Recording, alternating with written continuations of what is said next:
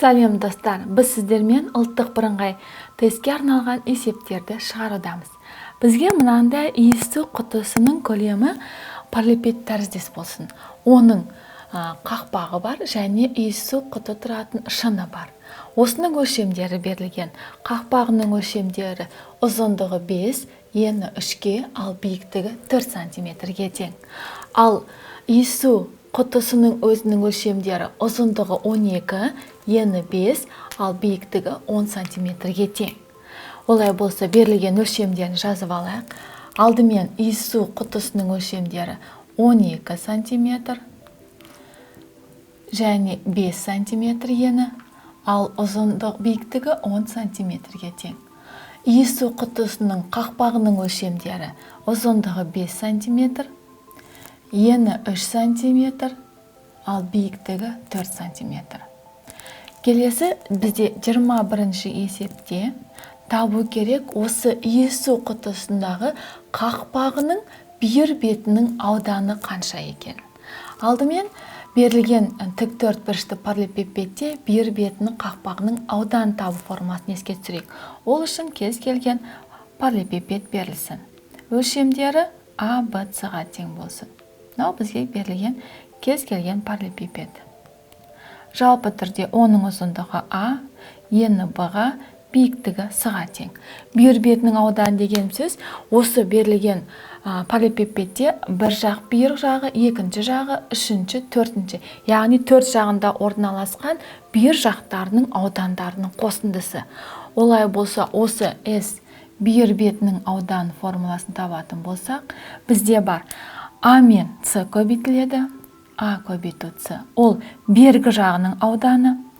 Дәл осындай аудан бізде арғы жағында орналасқан. Яғни 2 АС болады. Және 2 параллель орналасқан Б мен С-ның көбейтіндісі. Мына 2 аудан. Мына жағы мен мына 2 аудан. Сонда қосылған енді 2 бір жағы С мен Б-ның көбейтіндісінен 2.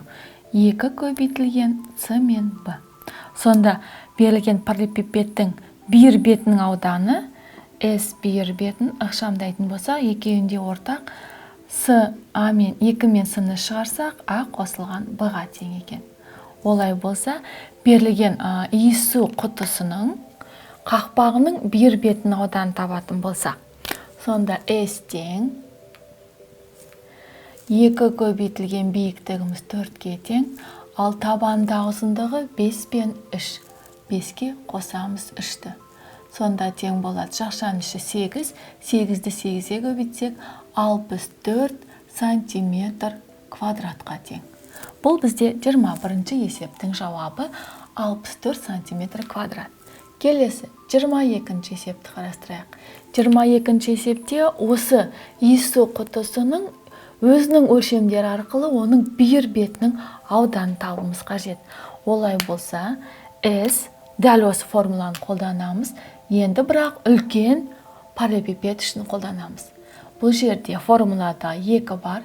Енді С-ның мәні 10-ға тең. Жақшаның ішінде 12 мен 5-тің қосындысы. 12 қосылған 5.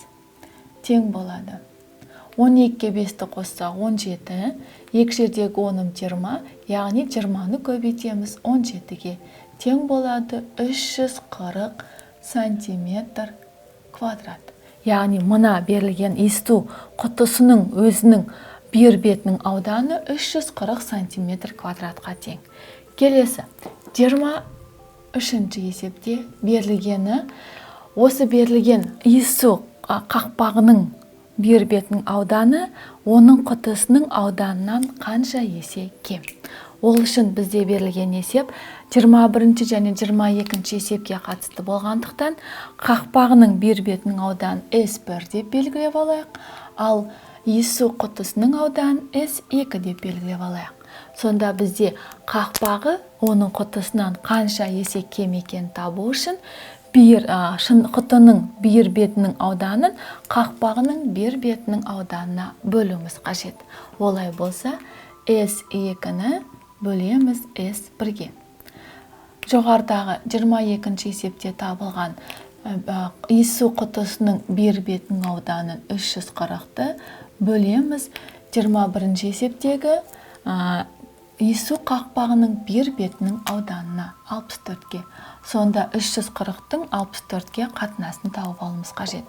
Бұл жердегі 340 пен 64 саны екеуі де 2-ке қысқарады. 32 және 170 қалады. 170-тен 32, 170-тің 32-ке қатынас, тағы да 2-ке қысқарсақ бөлімінде 16 қалады. 170-ті 2-ке бөлетін болсақ, 35, 50, 85. Яғни 16-ның 85-ке қатынасы. Енді 85-ті 16-ға бөлетін болсек, 5,16-дан 5-ке тең. Сонда мына құтының иіссу құтысы оның қақпағынан 5,16-дан 5 есе кіші. Жазамыз. 5,16-дан 5 есе кем. Біз сіздермен қарастырдық ұлттық бірыңғай тестке арналған есептердің шығару жолын. Келесі сабақта осы берілген иіссу құтысының өлшемдерін салыстыра отырып басқа есептерді шығаратын боламыз. Ал әзірше сау болыңдар.